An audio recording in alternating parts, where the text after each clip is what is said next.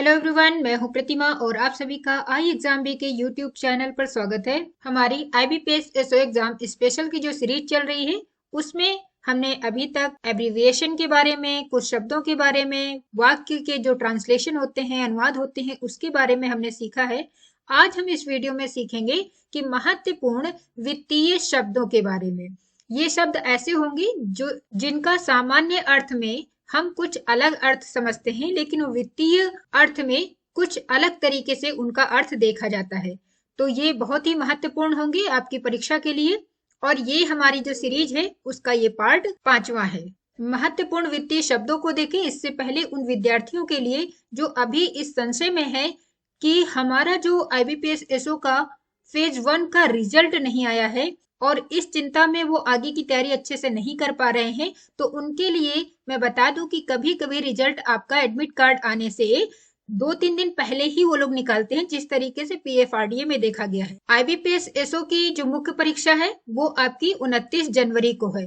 इस हिसाब से देखा जाए तो आपके 19-20 तारीख तक एडमिट कार्ड आ सकते हैं, क्योंकि PFRDA का जो एग्जाम था वो 4 दिसंबर को था और उन्होंने जो एडमिट कार्ड दिया था वो 25 नवंबर से डाउनलोड होना शुरू हुए थे। तो इस हिसाब से देखा जाए तो 20 जनवरी तक आपके एडमिट कार्ड आ सकते हैं और आपके एडमिट कार्ड से 1-2 दिन पहले आपका रिजल्ट आ सकता है।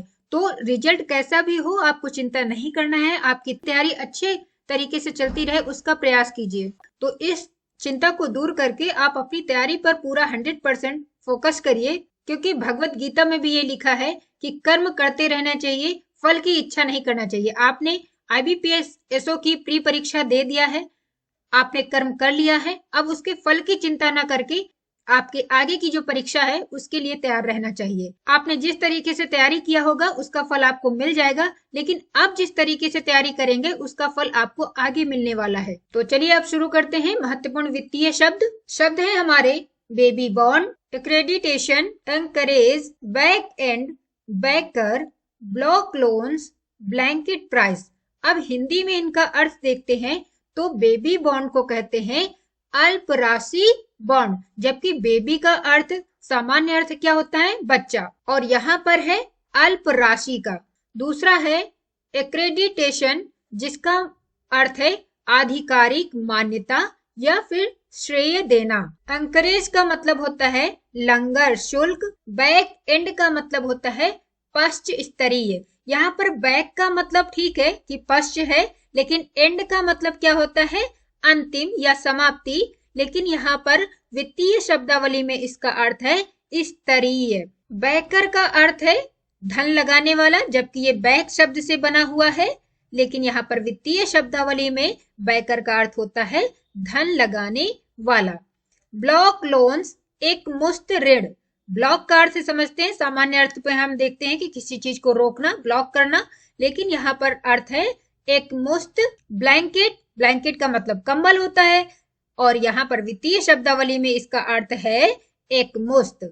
इस प्रकार से ब्लैंकेट प्राइस का अर्थ होता है एक मुश्त कीमत। अगले शब्द हमारे हैं crunch of resources, economic, end to end solution, entity, entrepot, enumerated और इवेजन। इनका हिंदी में अर्थ होता है क्रंच का मतलब जानते हैं चबाने से अर्थ होता है, जैसे किसी चीज को हम खाते हैं उसको कहते हैं कि क्रंची है, लेकिन यहाँ पर है उसका अर्थ कमी से। इस प्रकार से क्रंच ऑफ रिसोर्सेज का अर्थ होता है संसाधनों की कमी।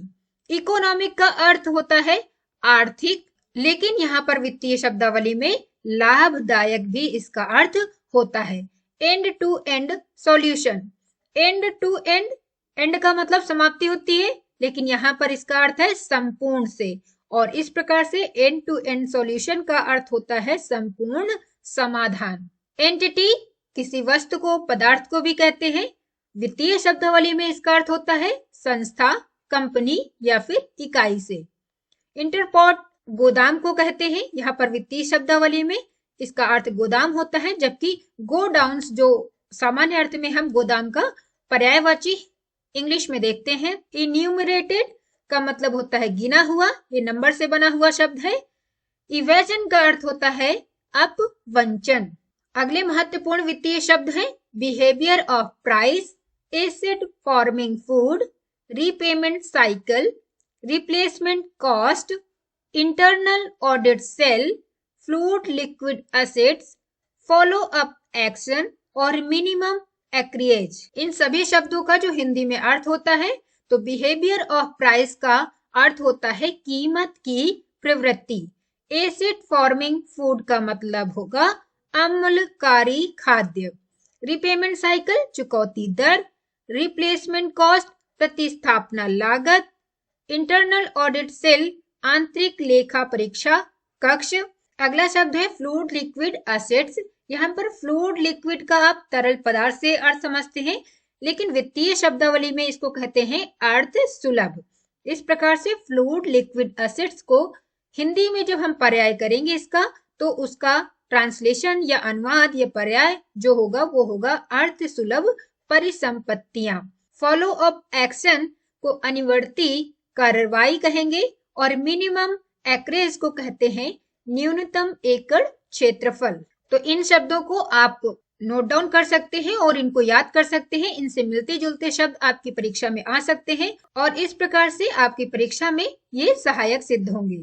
iExamB के द्वारा SSC GST का एक कॉम्बो कोर्स या मेगा ऑनलाइन कोर्स चलाया जा रहा है, जिसमें आप SSC GST में अगर एनरोल करते हैं तो ESIC जो कि अभी वैकेंसी आई हुई है, इसके फॉर्म भरना शुरू हो रहे हैं। 14 जनवरी से शुरू हो गए हैं और 2 फरवरी तक इसके फॉर्म भरे जाएंगे। ये यूपीएससी के द्वारा निकाली गई वैकेंसी है, जिसमें जूनियर ट्रांसलेशन ऑफिसर के पद निकले हो। ये पद जो है वो 76 पद है। तो आप लोग इसको भर सकते हैं, क्योंकि इसकी जो क्वालिफिकेशन मांगा गया है वो SSC GST की तरीके से ही है। DRDO के भी फॉर्म निकले थे, इसकी भी परीक्षा होगी। तो अगर आप SSC GST, इसके अलावा सेंट्रल सिल्क बोर्ड में भी ट्रांसलेटर की वैकेंसी निकली है, इसरो में भी है। तो इस तरीके से बहुत सारे अभी वैकेंसी आई हुई है जिसमें आपकी ट्रांसलेटर की वैकेंसी निकली हुई है। और इस प्रकार iExamB के द्वारा जो SSC GST का मेगा ऑनलाइन कोर्स है, उसमें अगर आप एनरोल अपने आप को कराते हैं तो आपको ये जो सारे एग्जाम्स हैं, जैसे ESIC, DRDO है, सेंट्रल सिल्क बोर्ड है, इसरो है, इन सभी परीक्षाओं की तैयारी आपको इसके अंतर्गत ही करवाया जाएगा। SSC GST का जो मेगा ऑनलाइन कोर्स है, उसमें आपके 100 प्रश्न जो हैं वो आपके हिंदी से आते हैं और 100 प्रश्न जो होते हैं वो इंग्लिश से आते हैं फर्स्ट फेज में। तो 100 प्रश्नों की जो तैयारी है इंग्लिश की, वो iExamB की फैकल्टी सताक्षी मैम के द्वारा करवाया जाएगा और जो हिंदी के 100 प्रश्न आते हैं उसमें मेरे द्वारा आपको हिंदी के सारा कोर्स कंप्लीट कराया जाएगा। अगर आप SSC GST में एनरोल होते हैं तो आपको इसमें मिलेंगे live classes, practice test, study material PDF के फॉर्म में, शॉर्ट एंड क्रिस्प वीडियोस मिलेंगी, इंटरव्यू गाइडेंस भी मिलेगा आपको। तो इस प्रकार से आप SSC GST की तैयारी कर सकते हैं और साथ साथ में उससे रिलेटेड जितने भी एग्जाम्स अभी आने वाले हैं उनकी भी तैयारी आपकी हो सकती है।